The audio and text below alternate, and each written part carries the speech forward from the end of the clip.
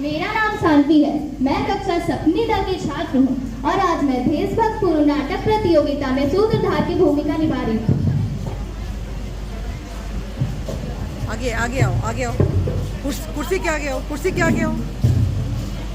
मेरा नाम सौम्या है। मैं यहाँ आंधी की भूमिका निभा रही हूँ।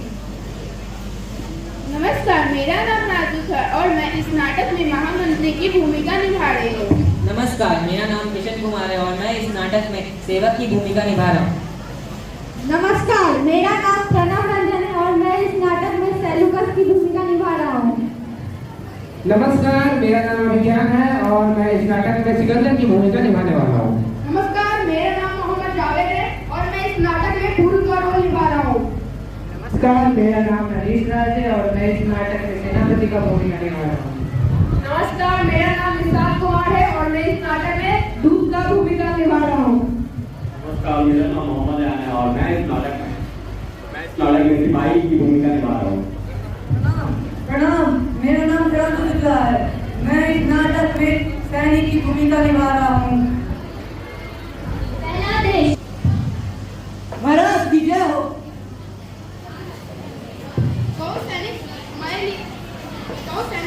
हमारे लिए क्या संदेश लाए हो? महाराज, समाचार अच्छा नहीं है। महाराज, समाचार अच्छा नहीं है। यूनानी सेना सिंधु पार कर चुकी है। बहुत तेजी से हमारी ओर बढ़ रही है। महाराज, यह भी खबर है कि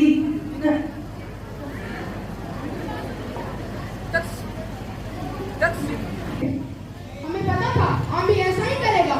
वह देशद्रोही है। हमें सिकंदर की तरह आंधी को भी सबक सिखाना पड़ेगा। सेनापति, आगे सम्राट। युद्ध की तैयारी करो। जो आगे सम्राट। महामंत्री,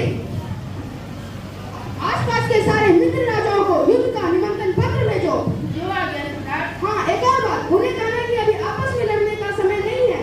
उन्हें कहना कि पिछली बातें भूल जाए और युद्ध की तैयारी में लग जाए, क्योंकि सिकंदर कई देश जीत चुका है।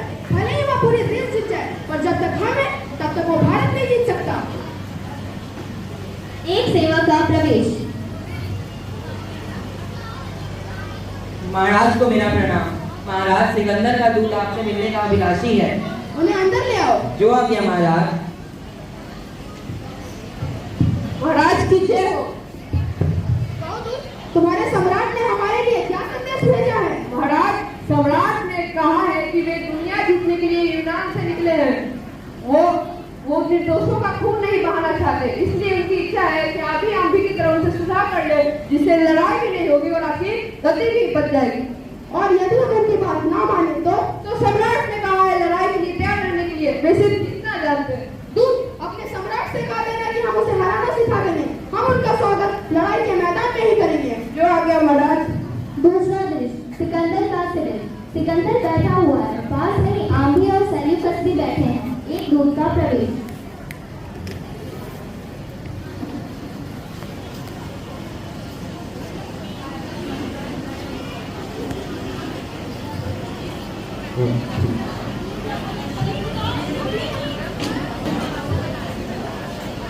सम्राट की जय हो। आओ दूत, हमारा संदेश गुरु तक पहुंचा। पहुंच गया महाराज।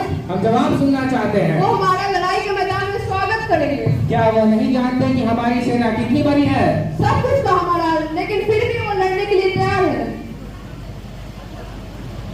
सेल्यूकस, सेना को कूच का आदेश दो। सम्राट। दोनों को सबक सिखाना होगा।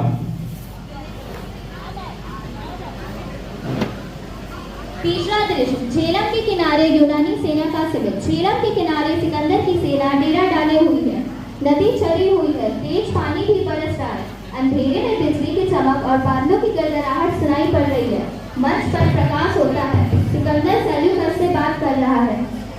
2 महीने हो गए, हमारा एक भी सिपाही झेलम पार न कर सका। ये हमारी हार है सेल्यूकस, हार है। सम्राट, बरसात के दिन है। झेलम चढ़ी हुई है। हमारे सैनिक घबराए हुए हैं। गुरु के पास हाथियों की बहुत बड़ी फौज है। हमारे सैनिक हाथियों का मुकाबला करने में डर रहे हैं। सिकंदर के जीते दियों के जवानों में कैसा डर? डरने से तो अच्छा है कि हम सब झेलम में डूब पड़े। एक सिपाही का प्रवेश। राज की जय राजा हम भी आपसे मिलना चाहते हैं। उन्हें आदर सही करने ले आओ। प्रणाम सम्राट। आइए राजा, हम आप ही का इंतजार कर रहे थे। हमारी सेना पूर्व के हाथियों से डरी हुई है। लगता है लड़ाई का विचार छोड़ना पड़ेगा। आप ऐसा न सोचें सम्राट, यह वर्षा हमारे लिए वरदान है। यह दलदल और गीली जमीनों पर हाथी के पैर नहीं टिकते। कल का दिन आपकी विजय का दिन होगा। वापस अपनी सेना को कूच का आदेश दें। आदेश देने से क्या होगा? सेना झेलम कैसे पार करेगी? ये सब आप मुझ पे छोड़ दे सम्राट। यहाँ से थोड़ी दूर नदी के पीछे टापू है, जहाँ नदी कम जाएगी, वहाँ से सेना पार हो जाएगी। सेल्यूकस, सेना को कूच का आदेश दो। मेरा घोड़ा ले आओ। जो आज्ञा सम्राट। चौथा दृश्य, रात का समय, मंच पर अंधेरा है।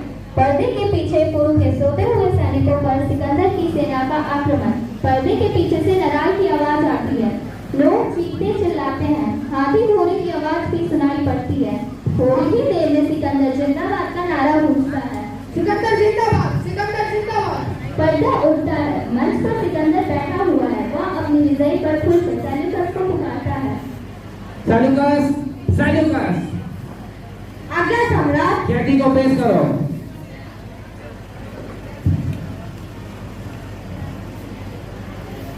आइए राजा गुरु, हम तो आपने सिकंदर की वीरता देख ही ली। वीरता, वीरता नहीं धोखा जरूर देगा। रात को चोरों की फांसी आक्रमण करना सिकंदर को ही शोभा देता है।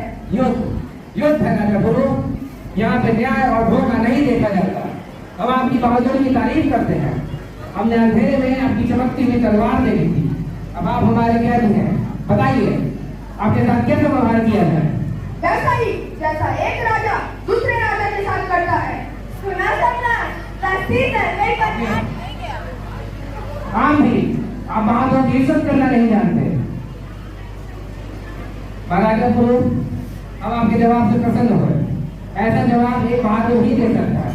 हम आपको आपकी कैद से आजाद करते हैं और आपका राज्य आपको वापस करते हैं। मगर सम्राट, आपने की नारी को मुझे देवी का वादा किया था। धोखा है ये। आप भी अपनी औकात समझो। धोखा मैंने नहीं, तुमने अपने देश के साथ किया है और देश के गद्दारों को सीख के नारी खूब जानते हैं। आप जा सकते हैं। महाराजा गुरु, आज से आप और हम दोस्त हैं और हम वादा करते हैं कि यह दोस्ती जीते जी कायम रहेगी। धन्यवाद। इसी प्रकार हमारे धन्यवाद। आप सभी को हमारे